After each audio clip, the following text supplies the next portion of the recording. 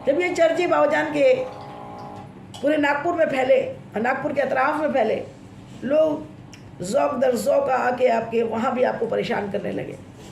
फिर हुआ ये कि वहाँ का जो रघुजी राव भोसले जो था, वहाँ का राजा था नागपुर का, और नागपुर शरीफ में वो रघुजी राव भोसले जो राजा हुआ, उसकी बहू को एक बार डिलीवरी हो रही थी और वो दर्द ज़हर में तड़प रही थी, और सारे बड़े बड़े हकीम और डॉक्टर्स उसके पास लगे हुए थे, और उनका अंदेशा ये था कि बच्चा पेट में मर गया है। अब वो बादशाह भी अपने पोते के आने के इंतज़ार में था, तड़प रहा था, परेशान था, घूम रहा था। तो उसका जो ड्राइवर था उसने कहा कि बादशाह, राजा जी, एक यहाँ अल्लाह के बड़े ख़ास वली है, मुसलमान वली है, डॉक्टर तो कह रहे हैं ऑपरेशन कराना, और ऑपरेशन की इजाज़त आप नहीं दे रहे हो, तो ऐसा करो, एक वली जो है उनसे जाकर थोड़ा सा मिल लो आप। अब वो तो परेशान था ही, फ़ौरन अपनी गाड़ी निकलवाई, उस ड्राइवर को कहा चल गाड़ी ले निकल, और गाड़ी लेकर वो चले गया। बाबाजान वहाँ पे थे, जैसे ही बाबाजान के पास गया तो रो के कदमों में बैठ गया, और कदमों में उसने अपने सर को रख दिया और कहने लगा, बाबा मेरा पोता जो घर में बच्चा आने वाला है वो मरा है, जिंदा नहीं वाला। जितना सुनना था वो रोया कि बाबाजान की जुबान से वैसे निकला, रोते नहीं जी, घर को जाते, बेटा आ गया है, पोता आ गया, घर को जाते, रोते नहीं जी, इतना बोलना था। क्यों जैसे ही घर पहुंचा तो पहले उसको खबर मिली कि सच्चा और बच्चा दोनों अच्छे हैं। अब तो जो रघुजी राव भोसले था वो तो आपका इतना मोतक़िद और इतना चाहने वाला बन गया कि उसने फिर वहाँ के पूरे कोर्ट में, जो कोर्ट से आपको यहाँ पे पायल खाने में भेजा गया था ना, तो फिर उसने वहाँ पर बहुत बड़े ज़मानत, बहुत बड़े पैसे की, बहुत ज़्यादा, यानी कोई लाख के करीब उसने पैसा वहाँ भरा कोर्ट में, और आपकी ज़मानत लेके आपको इज़्ज़त और एहतराम के साथ आपने उसने इजाज़त ली बाबाजान से कि मैं चाहता हूँ आप मेरे महल में रहें। बाबाजान ने इजाज़त दे दी, इजाज़त दे दी। बाबाजान फिर कहाँ पहुँचे? महल में। तो महल में एक लाल कोठी थी, वो बाबाजान को उसने गिफ्ट की और कहा कि आप इसी में रहेंगे, और कई सेवक, कई खिदमतगार आपकी खिदमत के लिए लगा दिए। अब बाबाजान वहाँ पर रहते, वहाँ भी ये हाल था कि रातों दिन वहाँ हुजूम लगा होता लोगों का, दूर दूर से लोग आके मिलने के लिए तड़पते रहते, परेशान रहते, और आपका मिलने का अंदाज भी अलग था। ऐसा जैसे आम लोग, आम कोई ऑफिसर हो या कोई मिनिस्टर हो, वो मिलता है तो अपॉइंटमेंट होता है, फिर वो आते हैं, फिर टाइम मिलता है, ऐसा नहीं था। वहाँ लाखों लोग मिलने आते। मेरे बाबाजान का हाल ये होता कि वो, उनका जब मूड हो जाता, फिर वो महल से निकलते, और उनकी बग्गी थी, और बग्गी के ऊपर उनका वो जो, उसको बस हुक्म दे दे चलो, इतना बोलना रहता, बग्गी चलने लगती है। और जितने जो रात भर बैठे रहते हैं, दिन भर रात भर कि कब निकलेंगे और हम दीदार कर लें। तो जिसको जो भी मसला अपना बताना होता, वो दौड़ते दौड़ते बताता कि मैं आया हूँ, मेरा ये मसला है, बाबाजान ये मसला सॉल्व कर दो। तो बाबाजान चलते चलते बग्गी में से ही हाँ हो जी, हो जाता जी, ऐसा बोल देते। एक एक्साइज ऑफिसर थे रायपुर में, वो बाबाजान के बड़े मुतक़िद थे, देखे नहीं थे, लेकिन बस आपकी शान, आपकी तारीफ़ें सुनते थे। उनका नाम हुसामुद्दीन था। वो हुसामुद्दीन साहब आपको बहुत दिल से प्यार करते थे और चाहते थे कि मैं कैसा भी करके नागपुर शरीफ ट्रांसफ़र करा दूँ, अपना नागपुर शरीफ में मेरा ट्रांसफ़र हो जाए, मैं नागपुर चले जाऊँ। अब वो चाह रहे थे और मैं इनका मुरीद हो जाऊँ बाबाजान का। वो तो रायपुर में थे, मुलाकात भी नहीं थी, लेकिन अचानक एक दिन उन्होंने ख्वाब में देखा कि बाबाजान आए, हाथ में हाथ लगे, मुरीद हुआ। कहा तुम मुरीद होना चाहते हो? कहा हाँ मैं मुरीद होना चाहता हूँ। हाथ में हाथ लगे, मुरीद किया, और जो पढ़ते हैं वो सब पढ़ा, और बाबाजान ने ख्वाब में हुसामुद्दीन साहब को, और बाद में फिर उनकी आँख खुल गई। फिर उन्हें उनको और तड़प बढ़ गई बाबाजान से मोहब्बत की। कहा अब अल्लाह करे कि मेरी ट्रांसफ़र ना वहाँ हो जाए, नागपुर हो जाए। नागपुर ट्रांसफ़र भी हो गई। अब वो भी आए मिलने की। हज़रत शाह अब्दुल हक मुहद्दिस दहलवी रहमतुल्लाह अलैह इरशाद फरमाते, और नहीं हज़रत मखदूम अशरफ सिमनानी रहमतुल्लाह अलैह, उनका भी इसी माह मुबारक मुहर्रम की मेरे बाबाजान का 26 को और मेरे मखदूम अशरफ जहांगीर सिमनानी रहमतुल्लाह अलैह का उर्स मुबारक जो है ना आपका विसाल, वो 28 मुहर्रमुल हराम है, आपका भी उर्स है। आपकी सवानी पे भी इंशाअल्लाह फिर बयान करेंगे। तो उन्होंने लिखा है कि जब तुम किसी शहर में जाओ, अपनी तसनीफ में लिखा है, जब किसी शहर में जाओ तो वहाँ के वली से पहले जाकर मिलो। अगर आप उस वली से, वहाँ के शहर के जो मेन वली है उनसे जाकर मिल लोगे तो सारे शहर में फिर आप अमान में रहोगे, फिर उनकी अमान में आ जाओगे। तो अब वो जब पोस्टिंग हुई हुसामुद्दीन साहब की, तो उन्होंने कहा कि मैं तो पोस्टिंग पे पहले ऑफिस बाद में जाऊँगा, पहले मैं बाबाजान से जाकर मिलूँगा।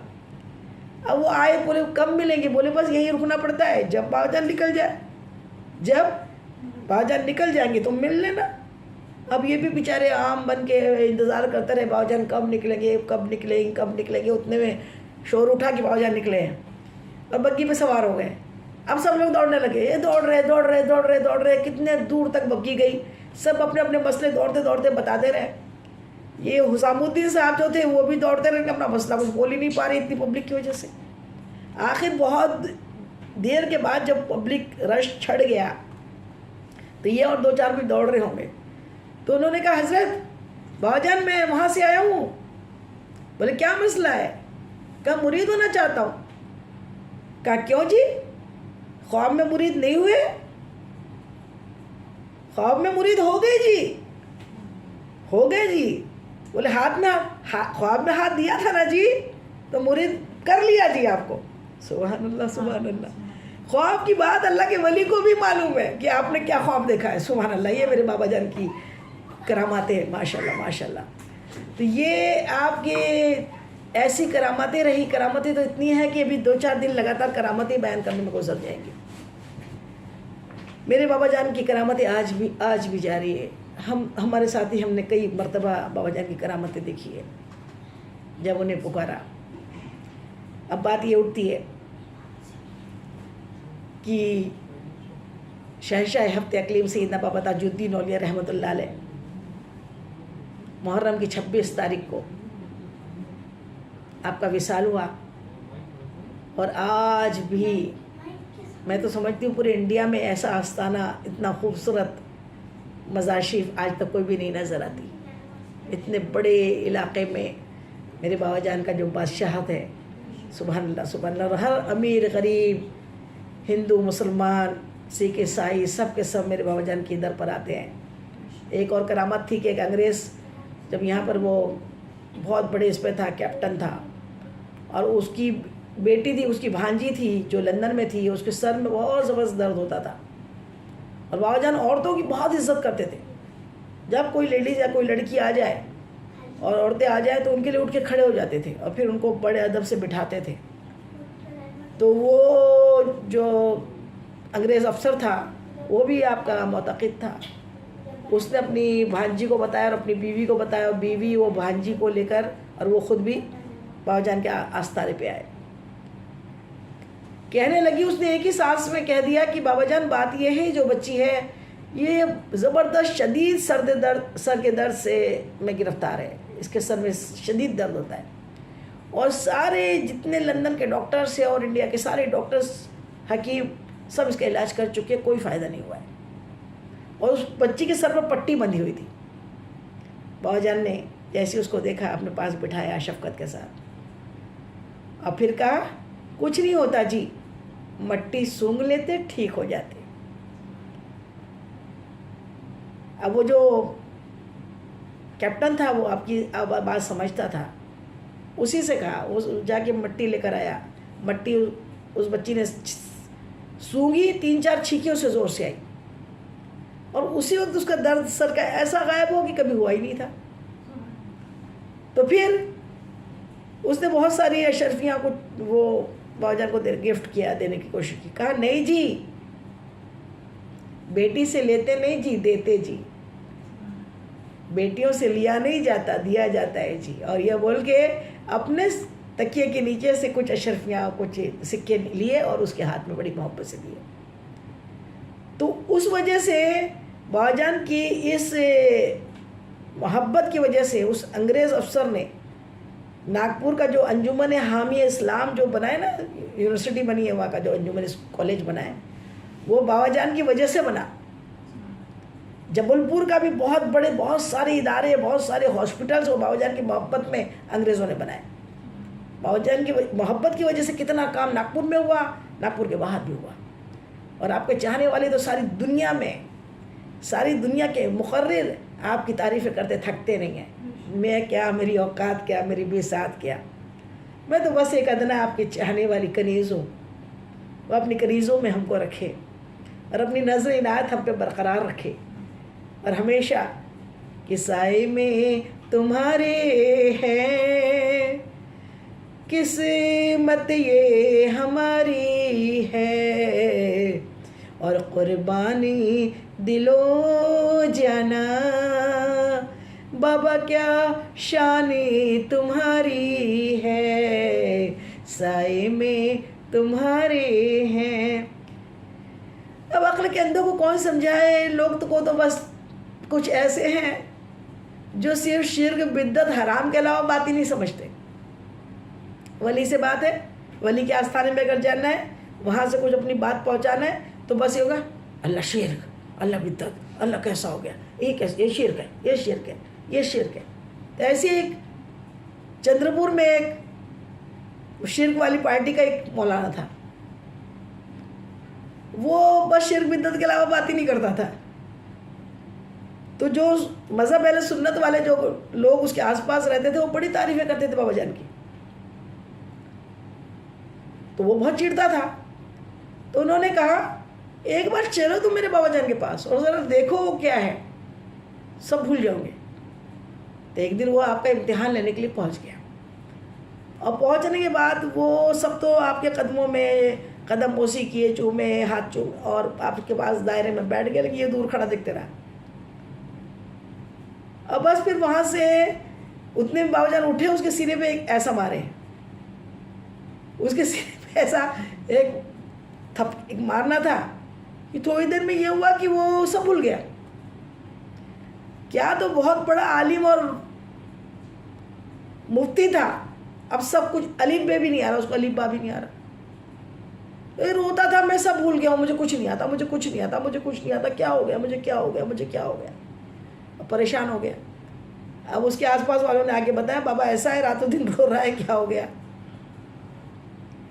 फिर बाबा जान ने के पास उसको लाया गया। बाबा जान ने फिर एक घुसा उसके सीने में मारे। मारना था कि अब हालत ये हुई, सब याद आ गया उसको, लेकिन याद आने के बाद अब हाल ये हुए कि वो आगे पहुंच गया बहुत ज़्यादा। इन्हें गुलू में नहीं पहुंचना चाहिए, इन्हें एक एतदाल होना चाहिए मोहब्बत में। सबके दर्जात हैं, अल्लाह के बराबर कोई नहीं, अल्लाह के रसूल के बराबर कोई नहीं। हम अल्लाह के वलियों से मोहब्बत करते हैं, उन्हें रसूल नहीं समझते, और रसूल को हम खुदा नहीं समझते। ये सब हमारे सिलसिले हैं, और सबके मकाम अलग अलग हैं। अब ये तो ये था कि गुलू में था, पहुंच गया, अब इतनी में मोहब्बत में आ गया कि अब वहाँ गया, नमाज़ पढ़ाता था, नमाज़ पढ़ाने में चालू किया, अल्हम्दुलिल्लाह रब्बिल आलमीन या बाबा ताजुद्दीन, अर्रहमानिर रहीम या बाबा ताजुद्दीन, या का नाबुदु या बाबा ताजुद्दीन। बोले अब ये क्या हो गया, पागल हो गया कितना, कि अब ये तो शरीयत में भी है, ये शरीयत तो नमाज है। बाबा जान ने शरीयत का भी सबको सुधारा, ऐसा नहीं किया कि अगर उसको छोड़ देते तो फिर वैसी जो है ना डीजे बजाने वाले, वो बोलते ऐसे ही करना पड़ता है। बाबा जान के पास खबर पहुंची, बोले वो बहुत ही आपका दीवाना हो गया, अब तो 24 घंटे बाबा ताजुद्दीन, बाबा ताजुद्दीन, बाबा ताजुद्दीन। उसके जितने अहले हदीस वाले थे वो सब उसके पास जाके बोले ये क्या हो गया उसको, ये तो काला रसूलुल्लाह काला बस इतना ही बोलता था, ये तो ये वाली शेर को बिद्दत ही बोलता था, ये अभी क्या बोलने लग गया, बाबा ताजुद्दीन, बाबा ताजुद्दीन, ये क्या कर रहा है। अब क्या करना, एक झंडा लगाया, उस पर झंडे में लिखा या बाबा ताजुद्दीन नूरुल्लाह, अल्लाह अकबर, झंडा लगा दिया उसके ऊपर। अब उसकी कैफियत ही अलग हो गई थी, थोड़ा पागल ही हो गया था। और एक उसने बाबा ताजुद्दीन के खूब नाम लिखा और एक फ़ोटो लिया और अपने डंड पे बांध लिया इतना मोटा हाथ पे, बाबा ताजुद्दीन का दीवाना। अब उसको फिर बाबा जान को खबर लगी, उसके आसपास वालों ने कहा बाबा जान अब तो बहुत ही मामला ख़राब हो गया। वो तो हो गया जी, बोले इसको लेकर आते, बोले इधर उसको लाने के बाद उसको बोले बस, फिर उसके सीने पे एक मुक्का मारे और उसको बोले क्या जी शरीयत है, नाना की शरीयत में नमाज पढ़ाते, बाबा ताजुद्दीन नाम नहीं लेते, वरना ताजुद्दीन हड्डी तोड़ देता बोले, पीठ पे एक मुक्का मारे और बोले अब अगर शरीयत में कुछ उल्टा सीधा किया ना तो ताजुद्दीन हड्डी कबर की तोड़ देना। इतना बोलना था, वो ऐसा सुधरा कि फिर बिल्कुल सही हो गया।